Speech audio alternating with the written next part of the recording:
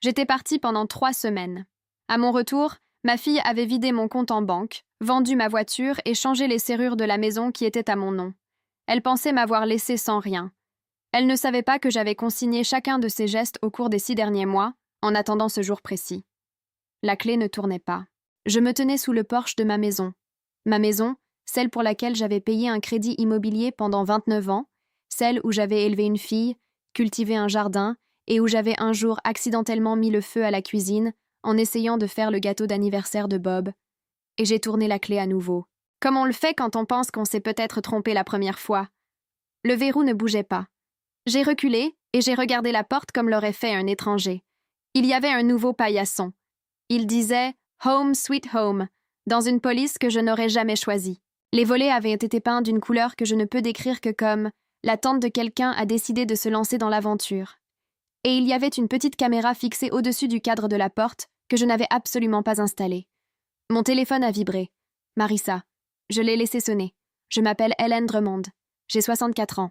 J'ai passé 36 ans comme experte comptable à Chicago, ce qui signifie que j'ai passé la majeure partie de ma vie adulte à scruter des chiffres jusqu'à ce qu'ils me livrent leurs secrets. Je comprends les tableurs. Je comprends la documentation. Je comprends comment l'argent circule quand quelqu'un essaie de s'assurer que vous ne remarquiez pas ses mouvements. Je comprends aussi ma fille. Marissa a 37 ans. Elle est charmante comme l'est un avocat spécialisé en immobilier, c'est-à-dire qu'elle pourrait vous convaincre qu'un sous-sol inondé est une pièce d'eau et vous amener à l'en remercier. Elle a hérité des pommettes de ma mère et de la capacité de son père à parler pendant 40 minutes sans jamais rien dire de concret. Bob trouvait toujours cela hilarant. Bob n'est plus là pour trouver les choses hilarantes, ce qui est honnêtement l'un de mes plus grands griefs actuels face à la situation. Bob est mort il y a 3 ans. Une crise cardiaque, du genre qui ne vous laisse pas le temps de vous préparer. Il était dans le garage à chercher son matériel de pêche, et puis il n'y était plus. Nous étions mariés depuis 38 ans. Il racontait des blagues horribles, brûlait tout ce qu'il cuisinait, et c'était la meilleure personne que j'ai jamais connue. La maison est devenue très calme après ça. Je ne vais pas m'attarder trop longtemps sur cette partie. Cette histoire ne parle pas du deuil.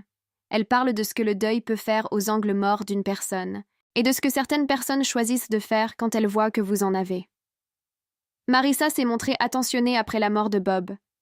Je veux être honnête là-dessus. Elle appelait souvent. Elle venait pour les dîners du dimanche avec Greg et Lily. Elle m'a aidée à trier les affaires de Bob quand j'étais prête. Pendant environ 1 an, j'ai pensé que tout allait bien entre nous. Puis elle a commencé à poser des questions sur la maison. Pas directement. Marissa n'aborde jamais rien de front. Elle tourne autour du pot. Elle glisse des remarques dans la conversation, entre 2 bouchées de pâtes, entre une anecdote sur l'entraînement de foot de Lily et le voyage d'affaires de Greg, puis revient sur le sujet en s'approchant un peu plus près qu'avant. « Maman, cette maison, c'est beaucoup pour une seule personne. Je lui ai dit que je m'en sortais très bien. Mais ces escaliers, quand même. Et le jardin. Tu ne rajeunis pas. Je lui ai répondu que si je tombais dans les escaliers, j'appellerais le 911 comme n'importe qui. Je m'inquiète, c'est tout, a-t-elle dit. Greg s'inquiète aussi. J'ai regardé Greg. Greg semblait surtout s'inquiéter de savoir s'il restait du pain à l'ail. On se disait, a poursuivi Marissa, qu'il serait peut-être judicieux de commencer à réfléchir à tes options. Je lui ai dit que mon option était de continuer à vivre dans ma maison. Elle a souri. Bien sûr.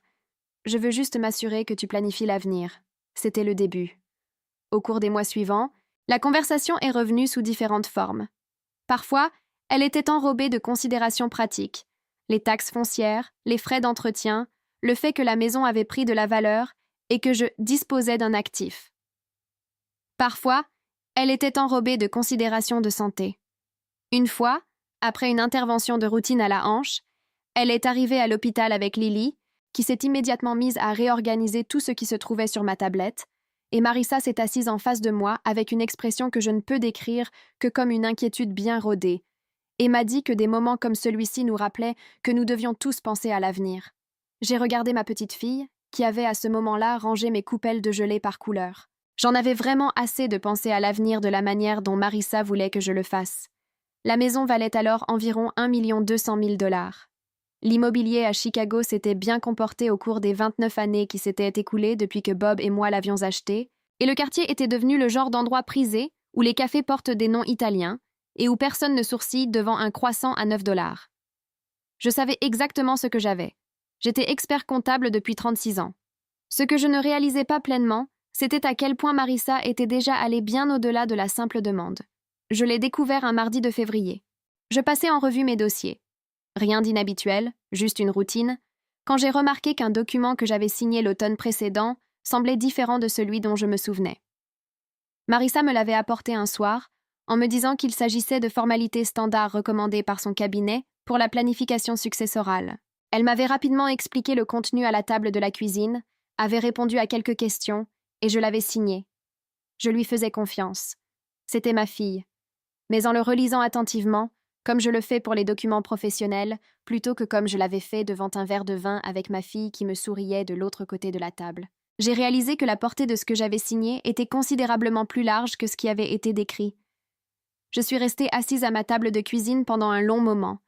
Je veux décrire ce que l'on ressent dans ces moments-là.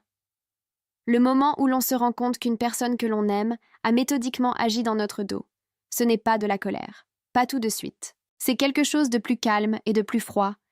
C'est la réinterprétation de chaque conversation de l'année écoulée, chaque coup de fil, chaque dîner du dimanche, chaque « c'est juste que je m'inquiète, maman », en les repassant toutes à travers un nouveau filtre et en les voyant ressortir différentes de l'autre côté. Je n'ai pas appelé Marissa, j'ai appelé Pat Novak. Patricia Novak s'occupe de mes affaires juridiques depuis 21 ans. Elle est méthodique, sans sentimentalisme, et pas une seule fois en 2 décennies elle ne m'a dit ce que je voulais entendre alors que la vérité aurait été plus utile. Je me suis rendue à son bureau le lendemain matin avec le document et tout ce que j'avais pu trouver. Elle a tout lu. Puis elle s'est calée dans son fauteuil et m'a regardée de cette façon qu'elle a quand elle décide à quel point elle doit rendre la nouvelle grave. « Hélène, dit-elle, si tu la confrontes maintenant, elle saura que tu la surveilles. Les documents disparaîtront. Les versions changeront. » Je lui ai demandé ce qu'elle recommandait.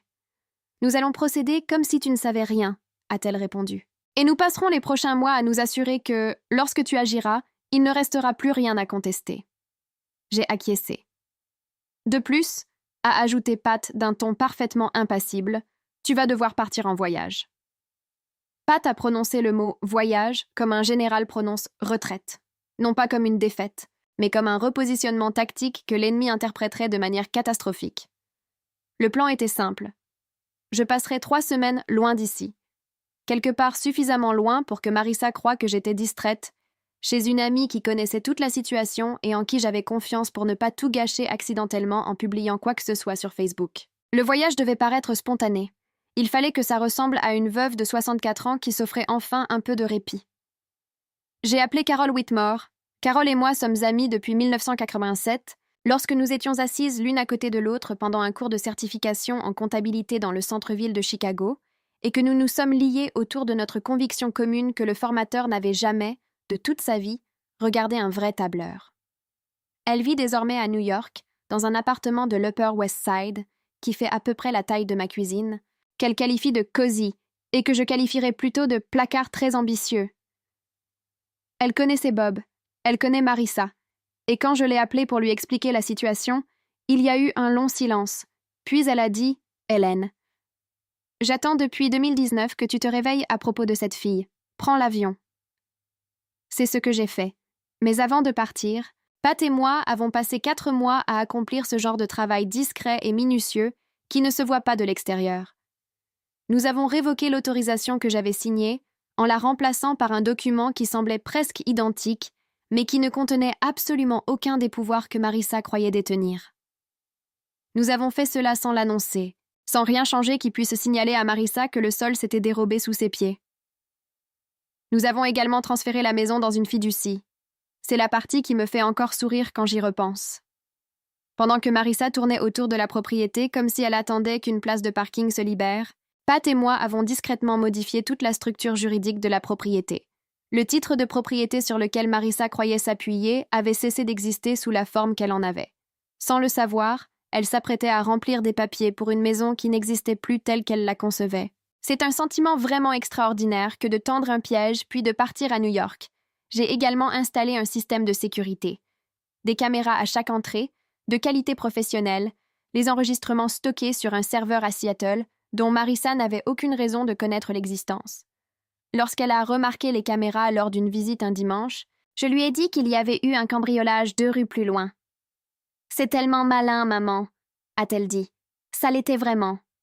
Pendant ces 4 mois, j'ai été attentive. Marissa a continué ses visites, ses appels, ses manœuvres prudentes. Elle a mentionné une fois, en passant, un collègue de Greg spécialisé dans les arrangements immobiliers pour les familles en situation de transition. J'ai classé cette information entre le pain de viande et le dessert et je n'ai rien dit. Elle m'a demandé une fois si j'avais mis à jour mon testament depuis la mort de Bob. Je lui ai dit que j'y travaillais avec Pat. Elle a hoché la tête, satisfaite, comme les gens ont l'air satisfaits quand ils pensent déjà connaître la fin. Carole m'a retrouvée à JFK avec un café et une expression d'anticipation joyeuse que j'ai trouvée à la fois appropriée et légèrement inquiétante. Nous avons passé 3 semaines à faire du tourisme avec une intention bien précise. Nous avons traversé le pont de Brooklyn à pied. Nous sommes allés au Metropolitan Museum of Art et avons passé 45 minutes dans l'aile égyptienne. Car Carole a un faible pour l'Égypte antique depuis 1994, et j'ai appris à simplement accepter cela chez elle. Nous avons trop mangé dans un restaurant de Little Italy qui avait des nappes à carreaux et un serveur nommé Dominique qui nous traitait toutes les deux de Bella et qui, de toute évidence, voyait là une stratégie commerciale. Ça a marché. Nous avons laissé un bon pourboire. Je prenais également des nouvelles de Pat tous les matins. Elle me tenait au courant comme un chirurgien le ferait pendant une opération, calmement, précisément, sans drame. Le transfert de titre est enregistré. La révocation est en règle. Dennis a confirmé les documents que le contact de Marissa avait déposés au printemps dernier. Nous sommes prêts quand vous l'êtes. Dennis Ruiz. L'enquêteur financier de Pat travaillait discrètement en coulisses depuis 3 mois à ce moment-là.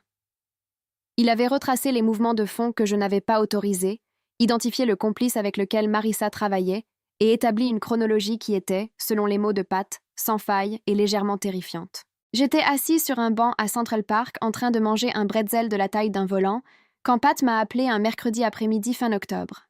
« Ils ont déménagé aujourd'hui », m'a-t-elle dit. Les arbres de Central Park faisaient ce qu'ils font en automne, où ils paraissent d'une beauté presque déraisonnable, comme s'ils se mettaient en valeur. Je les ai regardés un instant. « Ah! Raconte-moi, ai-je dit. Marissa et son associé, un consultant immobilier nommé Warren Briggs, qui n'avait apparemment jamais envisagé que les traces numériques puissent exister, s'étaient rendus à la maison. Un serrurier avait été appelé.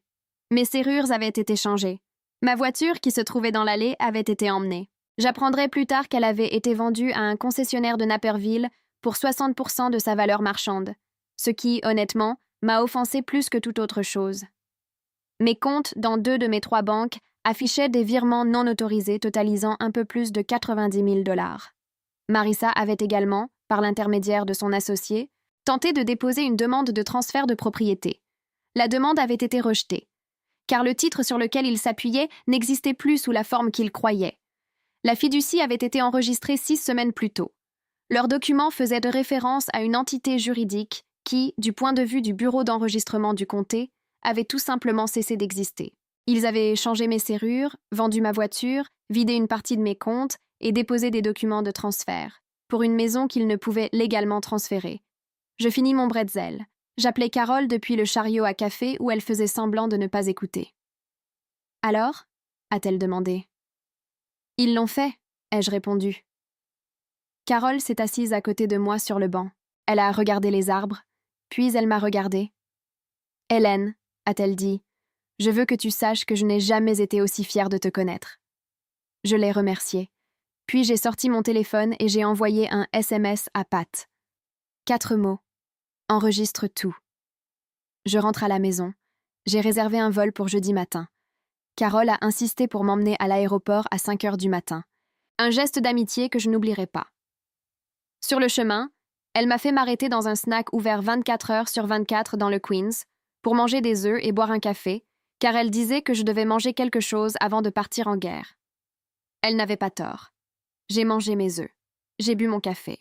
J'ai regardé par la fenêtre les réverbères du Queens se refléter sur le bitume mouillé, et j'ai pensé à ma maison, à mes serrures, à ma voiture, à mes comptes, et à ma fille qui m'avait regardé dans les yeux au cours d'une centaine de dîners du dimanche et avait décidé que j'étais quelqu'un qu'on pouvait gérer. J'ai pensé à Bob, qui aurait eu quelque chose de terrible et de parfait à dire sur tout ça. J'ai pensé à Lily, qui avait 8 ans, qui n'avait rien à voir avec tout ça, et qui méritait mieux que la situation que sa mère avait créée. Puis j'ai réglé l'addition, je suis montée dans la voiture de Carol et je suis partie pour l'aéroport. Le vol de JFK à O'Hare dure 2 heures et 20 minutes. Je le sais parce que j'ai pris ce vol environ 40 fois dans ma vie. Ce n'est pas un vol qui invite à la réflexion. C'est un vol qui invite à boire un ginger ale, à faire des mots croisés et à gérer tranquillement les sentiments que l'on a décidé d'éprouver plus tard. J'avais beaucoup de sentiments prévus pour plus tard. La femme assise à côté de moi dans l'avion voyageait avec un animal de soutien émotionnel qui s'est avéré être un lapin nommé Gérald. Gérald a passé la majeure partie du vol à me fixer avec l'intensité particulière d'une créature qui sait des choses. J'ai trouvé cela étrangement approprié. J'ai atterri à O'Hare à 11h47 du matin. J'ai pris un covoiturage pour rentrer chez moi, car je n'avais plus de voiture. Un fait qui faisait actuellement l'objet de poursuites pénales, mais qui était aussi, d'un point de vue pratique, gênant. Le chauffeur était un homme très joyeux, nommé Marcus, qui m'a demandé comment s'était passé mon voyage et si j'avais vu des spectacles à New York, et j'ai répondu oui, merveilleux, et qu'un très bon spectacle allait d'ailleurs débuter à Chicago, une seule soirée, place très limitée. Il a dit que ça avait l'air passionnant. J'ai répondu que je le pensais aussi. Voici ce qu'il en est quand on arrive dans une maison où quelqu'un a changé les serrures. Ce n'est pas la serrure elle-même qui vous dérange.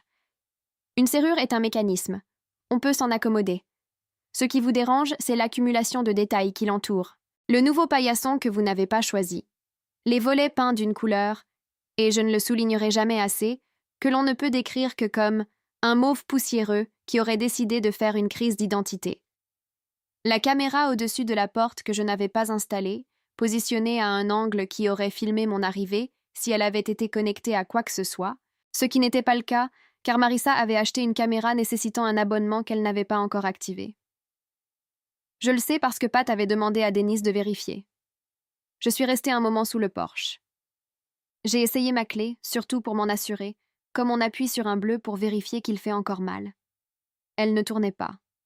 J'ai hoché la tête, comme on le fait quand l'univers se comporte exactement comme prévu. Puis je me suis dirigée vers la porte de derrière. Marissa n'avait pas changé la serrure de la porte de derrière.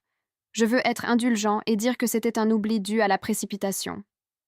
Je veux être indulgent. Ce que je dirais, c'est que je connais ma fille depuis 37 ans et qu'elle a toujours été le genre de personne qui se concentre entièrement sur le geste spectaculaire et oublie parfois les détails logistiques. Elle tient cela de son père. Bob avait un jour organisé un dîner d'anniversaire surprise très élaboré, loué un restaurant, commandé des fleurs, rédigé un discours, et oublié de me dire de ne pas manger avant. Je suis arrivée après avoir englouti un poulet rôti entier. Nous en rions encore aujourd'hui. J'en riais à l'époque. Je suis entrée par la porte de derrière, j'ai mis la bouilloire en route et j'ai regardé autour de moi dans ma cuisine. Plusieurs choses avaient changé. Il y avait sur le plan de travail un bol décoratif rempli de citrons qui ne m'appartenait pas. Près de la fenêtre, une petite pancarte imprimée portait l'inscription « Gather » dans une police qui suggérait que quelqu'un l'avait acheté dans une boutique près de Wicker Park. 2 des poignées de mes placards avaient été remplacés par des poignées en laiton qui ne s'accordèrent pas avec le reste. Marissa avait redécoré.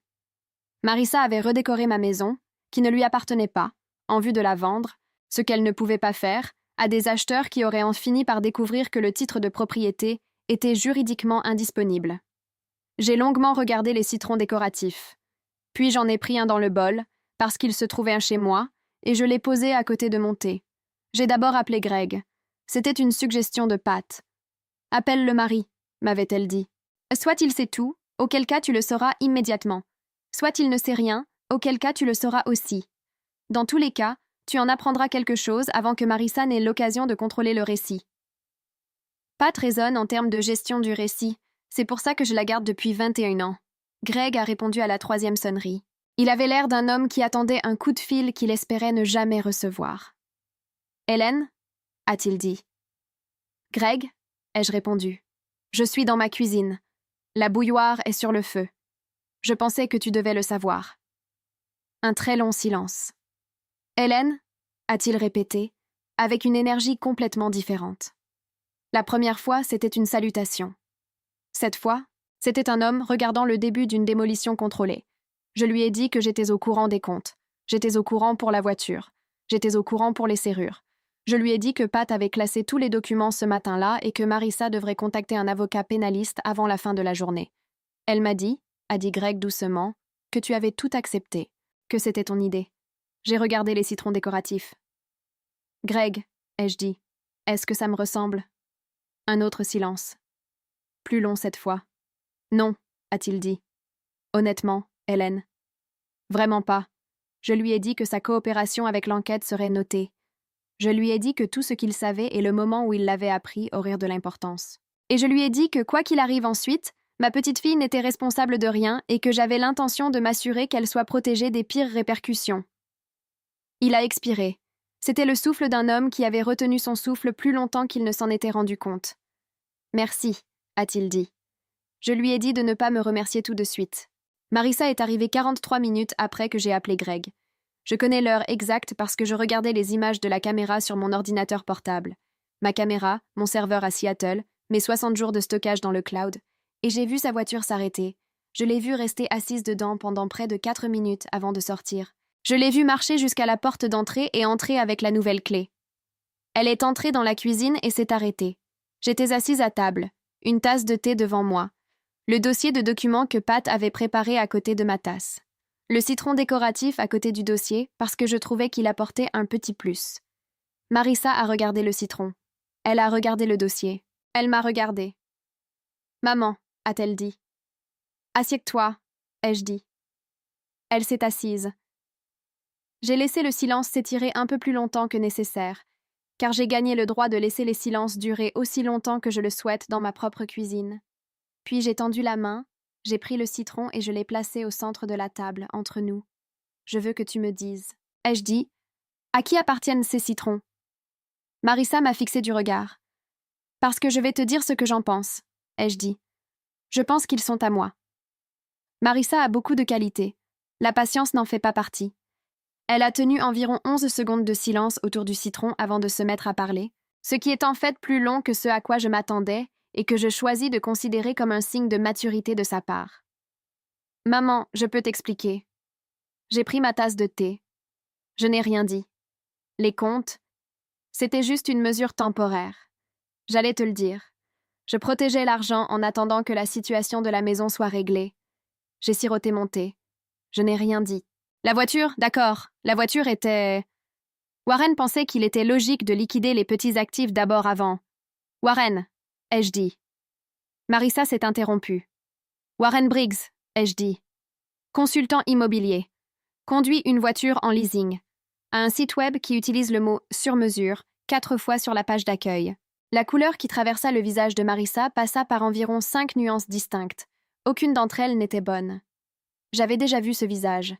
Je l'avais vu en 1999, quand elle avait 16 ans, et m'avait dit qu'elle dormait chez une amie à Evanston, et que j'avais découvert qu'elle était en réalité allée à un concert à Milwaukee. Le visage avait quelque peu mûri depuis lors. L'architecture fondamentale était restée la même. « Comment tu sais pour Warren ?» ?»« Marissa, dis-je. J'ai été expert comptable pendant 36 ans. J'ai passé toute ma vie professionnelle à découvrir ce que les gens essayèrent de cacher. Qu'est-ce que tu pensais qu'il allait se passer exactement? » Elle ouvrit la bouche. Elle la referma. Elle semblait, pour la première fois de toute sa vie d'adulte peut-être, sincèrement indécise quant à la version de l'histoire qu'elle devait raconter en premier. Je dois te dire quelque chose.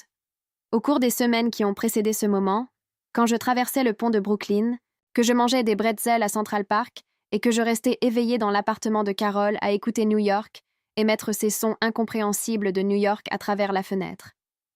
J'avais imaginé cette conversation à maintes reprises. Dans certaines versions, je pleurais. Dans d'autres, c'était elle qui pleurait. Dans une version, dont je ne suis pas fière, j'avais préparé un PowerPoint. Pat m'avait déconseillé le PowerPoint. Ce que je n'avais pas prévu, c'était à quel point je me sentirais fatiguée. Pas en colère, pas vengée.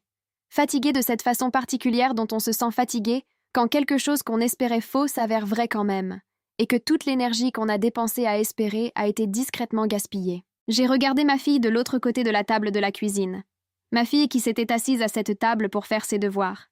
Qui avait mangé environ 900 bols de céréales à cette table.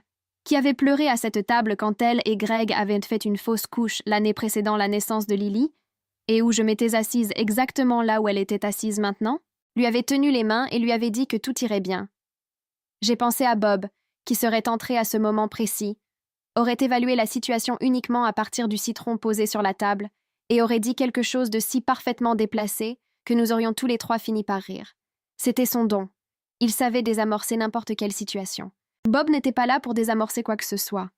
« J'avais besoin de l'argent », dit enfin Marissa.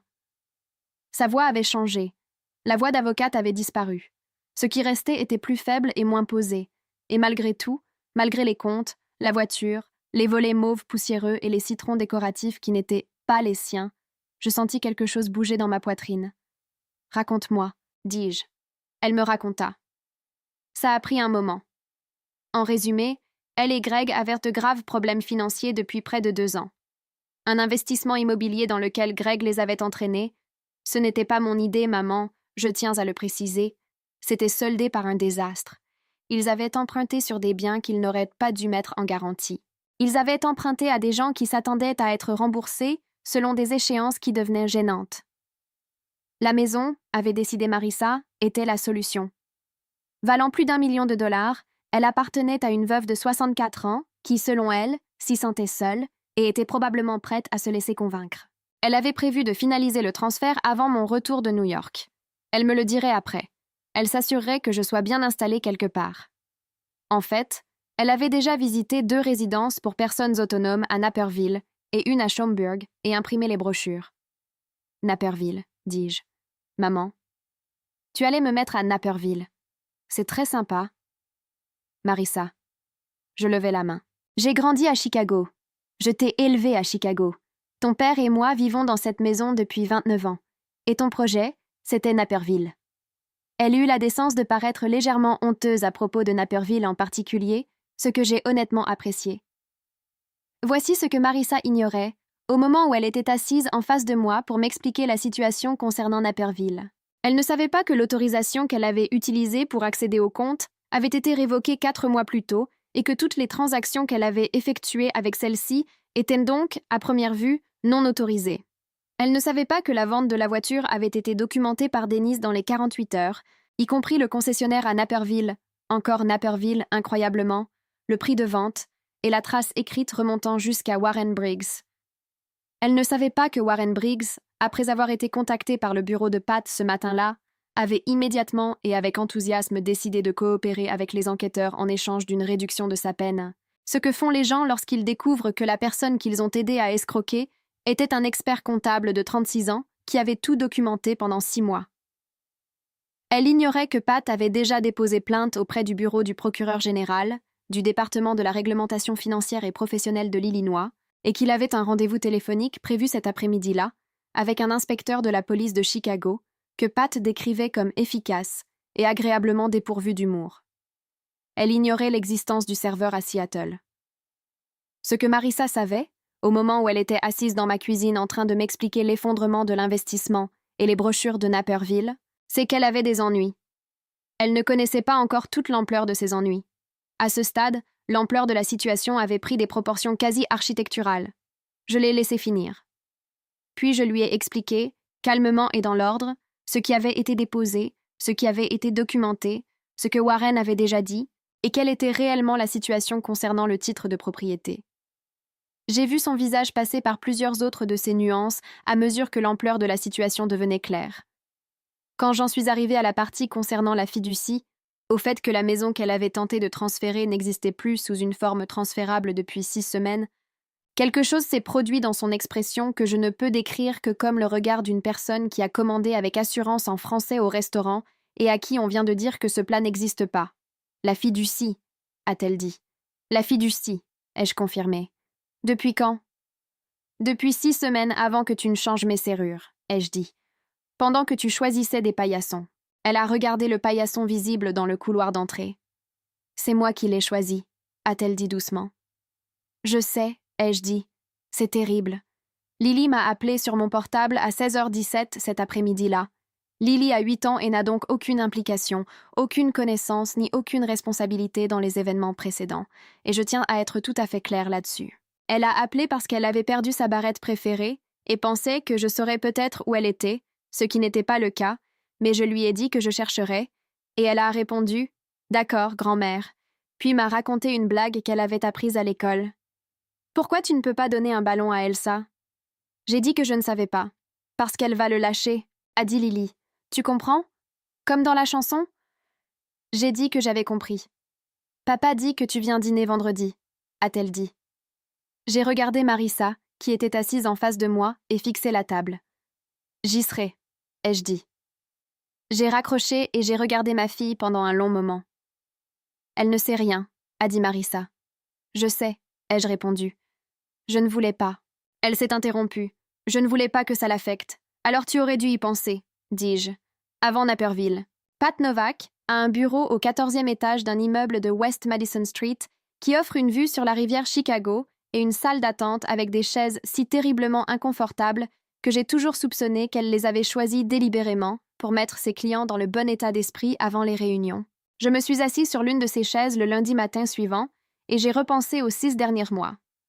Pat est apparue à la porte de son bureau à 9 heures pile, heure à laquelle elle se présente toujours, car Pat fonctionne selon un emploi du temps dont la précision est telle que même les horloges atomiques s'y réfèrent. Elle m'a regardé. Elle a regardé le dossier sous mon bras. Elle a hoché la tête une fois, comme le font les généraux dans les films lorsque la bataille s'est déroulée comme prévu. « Comment ça va ?» a-t-elle dit. Ce n'était pas vraiment une question. Avec Pat, ça ne l'est jamais. « Je vais bien », ai-je répondu. « Bien », a-t-elle dit. « Entrez. » Voici ce qui s'est passé dans les semaines qui ont suivi ma rencontre avec Marissa et ses citrons décoratifs. Warren Briggs, qui n'avait apparemment jamais envisagé que coopérer immédiatement était une option à sa disposition jusqu'à ce que ce soit la seule option qui lui restait, a fourni aux enquêteurs un récit complet. Le plan avait été conçu par Warren, l'architecte professionnel, et sur l'initiative de Marissa, ce qui est une façon polie de dire que Marissa était venue voir Warren avec un problème, et que Warren était revenu avec une solution impliquant mes comptes, ma voiture, mes serrures et un calendrier établi en fonction de mon voyage à New York. Warren avait déjà fait cela auparavant. Pas spécifiquement avec des membres de sa famille, mais avec des propriétaires âgés dans ce qu'il décrivait dans sa déposition comme des situations de transition. Le détective du département de police de Chicago, que Pat avait décrit avec justesse comme agréablement dépourvu d'humour, a trouvé cette caractérisation suffisamment intéressante pour ouvrir 2 enquêtes supplémentaires qui n'avaient rien à voir avec moi. Warren traversait un automne difficile. Il s'est avéré que Greg était au courant d'environ 40% du plan. Il était au courant des difficultés financières. Il en était, après tout, responsable pour moitié. Il savait que Marissa s'occupait de tout. Il ne connaissait pas les détails de la gestion, du moins c'est ce qu'il a dit aux enquêteurs, et son implication était suffisamment ambiguë pour que Pat estime que son implication était limitée, mais pas inexistante. « Ce n'est pas un criminel », a dit Pat. « C'est un homme qui a posé très peu de questions parce que les réponses étaient gênantes. » J'ai pensé à Greg, assis à ma table de cuisine en train de manger du pain à l'ail pendant que Marissa m'exposait mes options. J'ai pensé aux 40% qu'il connaissait et aux 60% sur lesquels il avait choisi de ne pas poser de questions. « Ce n'est pas rien », ai-je dit. « Non », a acquiescé Pat. « Mais ce n'est pas non plus la même chose. Les accusations ont été prononcées un jeudi. 2 chefs d'accusation pour fraude financière. Un chef d'accusation pour utilisation non autorisée d'une autorisation financière. Un chef d'accusation lié à la déclaration de patrimoine. Warren a reçu son propre dossier, légèrement plus volumineux, qu'il traitait par l'intermédiaire de son avocat avec l'énergie d'un homme qui aurait soudainement découvert la religion. J'étais à l'Art Institute of Chicago quand Pat m'a appelé pour m'annoncer la nouvelle. J'y étais allée comme j'y vais parfois quand j'ai besoin de réfléchir, sans vraiment réfléchir, juste en parcourant les salles, en regardant des choses qui n'ont rien à voir avec quoi que ce soit. Je me tenais devant un tableau devant lequel je me suis tenue de nombreuses fois au fil des ans, un grand tableau avec beaucoup de bleu, quand mon téléphone a vibré. « C'est fait », a dit Pat. J'ai regardé le tableau. « Tout ?» ?»« Tout. » Je suis restée là encore 1 minute. Un touriste à côté de moi prenait une photo du tableau avec une tablette de la taille d'un plateau de cantine, ce qui aurait certainement suscité des commentaires de la part de Bob.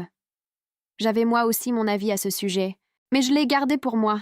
« Merci, Pat », ai-je dit. « Ne me remercie pas », a-t-elle répondu. « C'est toi qui as monté le dossier.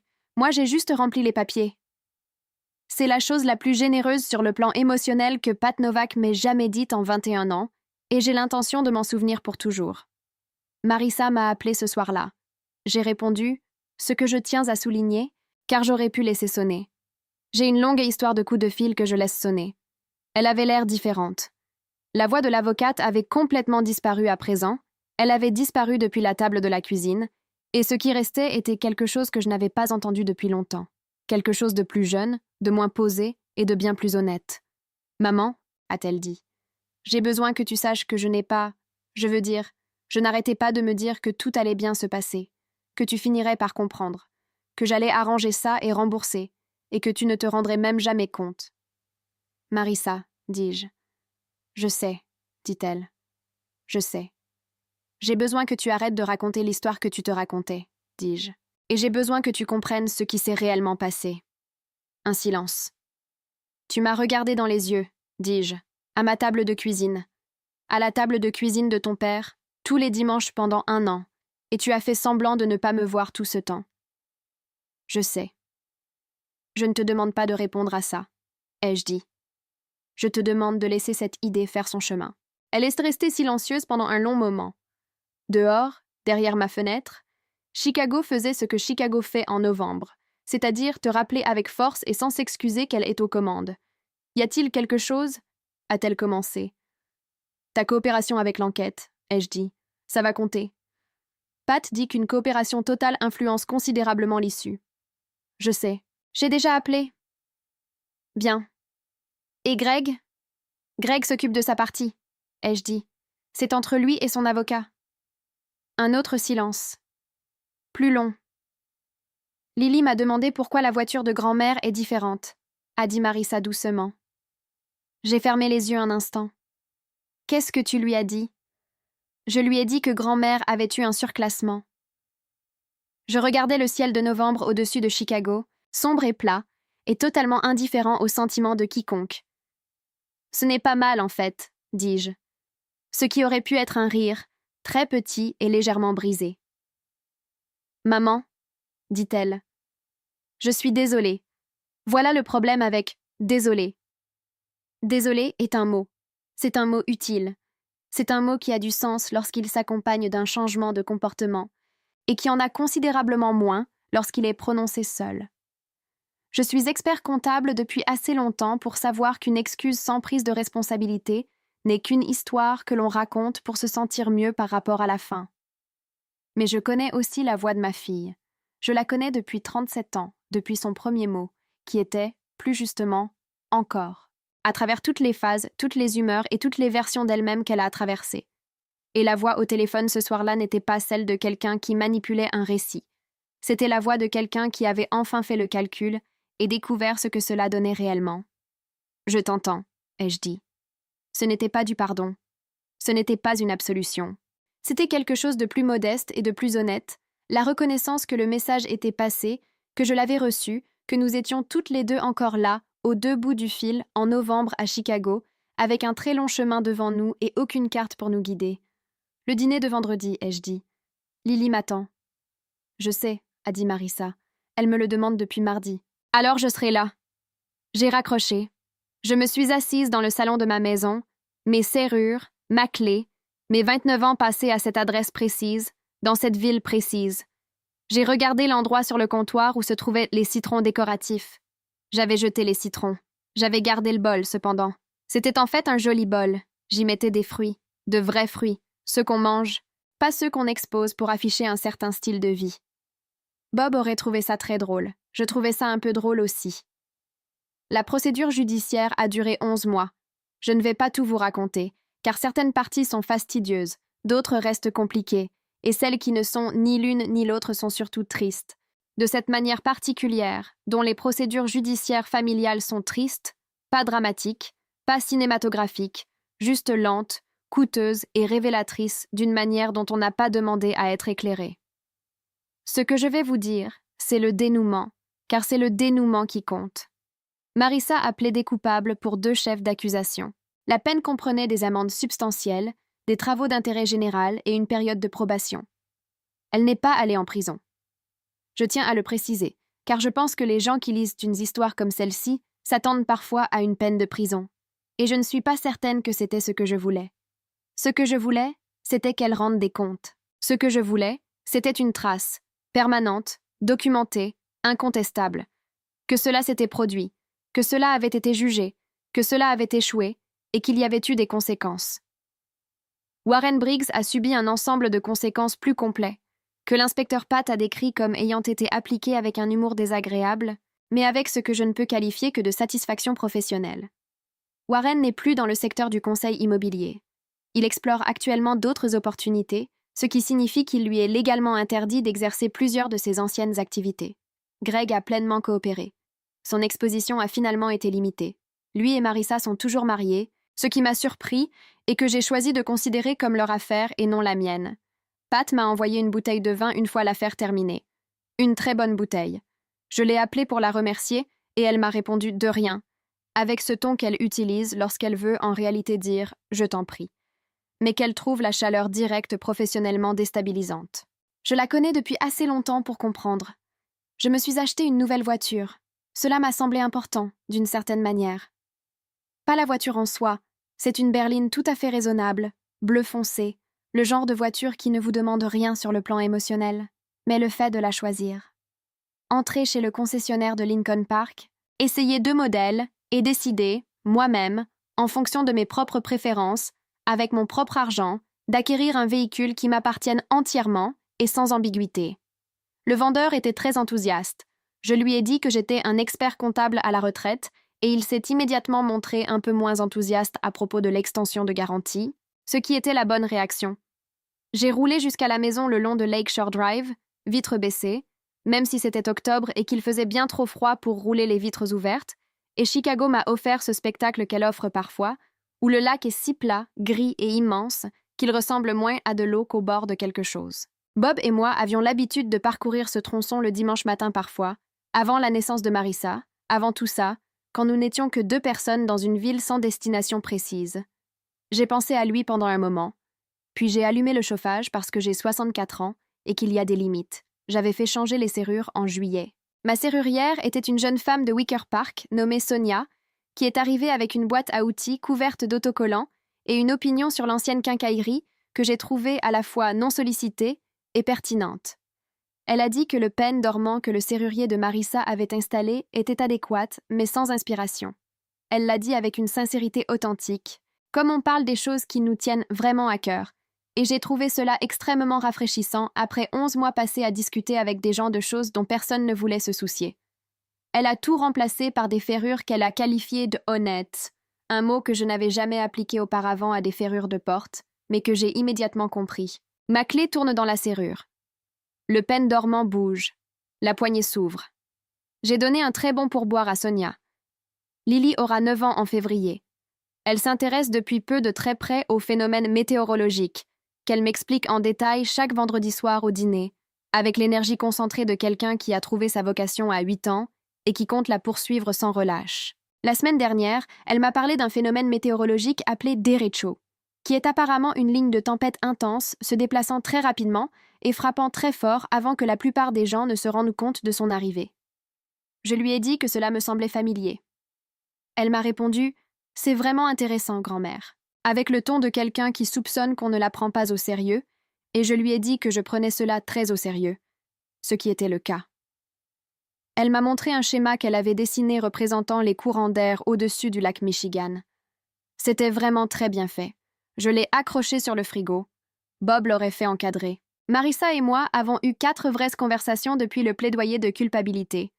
Pas des coups de fil sur la logistique, l'emploi du temps de Lily ou les négociations pratiques d'une famille qui a traversé une épreuve et qui cherche encore à redéfinir sa nouvelle configuration.